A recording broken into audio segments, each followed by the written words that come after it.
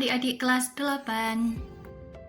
Bertemu lagi dengan saya, saatnya kita belajar bahasa Indonesia. Saya ulang sekali lagi tentang materi sebelumnya ya, yaitu tentang teks eksposisi. Teks eksposisi yang telah kita pelajari itu ada strukturnya. Strukturnya yaitu yang pertama ada judul, lalu ada tesis, argumentasi, dan ada penegasan. Penegasan bisa disebut juga dengan simpulan. Lalu kali ini kita akan membahas tentang apa? Yang kita pelajari hari ini adalah tentang paragraf deduktif dan paragraf induktif. Yuk, sekarang kalian persiapkan alat tulisnya ya. Kita akan belajar tentang dua hal itu. Oke, yang pertama adalah paragraf deduktif. Deduktif, ingat ya, D. Paragraf deduktif berarti letak kalimat utamanya ada di depan. Deduktif di depan. Tolong diingat baik-baik. Maksud dari deduktif adalah ada sebuah paragraf yang mana inti dari paragraf tersebut diletakkan di awal, lalu diikuti dengan kalimat-kalimat penjelasan yang ada di belakang kalimat utama. Sehingga bisa dikatakan dalam sebuah paragraf diawali dengan kalimat umum, lalu diikuti kalimat khusus dan kalimat khusus yang lainnya. Berikutnya kita membahas tentang paragraf induktif.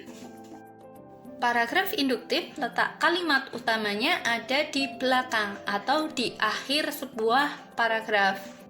Maksud dari paragraf induktif adalah ada beberapa kalimat penjelasan lalu diakhiri dengan kalimat utamanya. Atau bisa juga dikatakan ada kalimat khusus, kalimat khusus, kalimat khusus lalu diakhiri dengan kalimat umum. Nah, sekarang mari kita lihat contoh paragrafnya. Penyalahgunaan narkoba bisa menyebabkan dampak negatif bagi penggunanya. Salah satu akibat yang ditimbulkan dari penyalahgunaan narkoba adalah adanya gangguan mental. Pengguna bisa mengalami kondisi mental yang membuatnya terlihat seperti orang gila. Narkoba pun jadi pemicu perilaku aneh para pengguna yang bisa merugikan orang lain, bahkan diri sendiri. Nah, jadi dari contoh teks itu, kalimat utamanya ada di awal paragraf, yaitu pada kalimat penyalahgunaan narkoba bisa menyebabkan dampak negatif bagi yang menggunakan. Nah, jadi ini adalah contoh paragraf deduktif atau bisa disebut juga dengan paragraf umum khusus. Selanjutnya kita lihat contoh teks lainnya.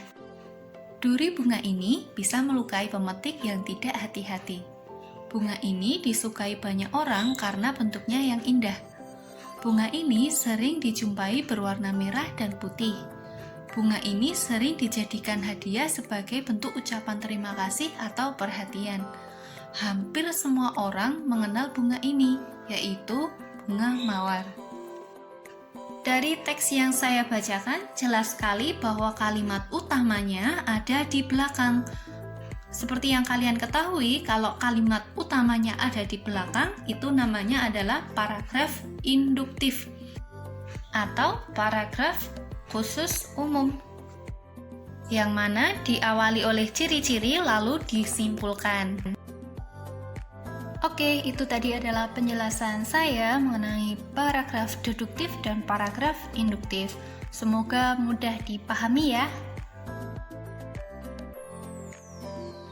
Untuk latihan secara mandiri, coba kalian perhatikan teks nomor 3 ini. Oke, sekian penjelasan dari saya. Nantikan latihan-latihan soal yang lainnya. Semoga bermanfaat. Wassalamualaikum warahmatullahi wabarakatuh.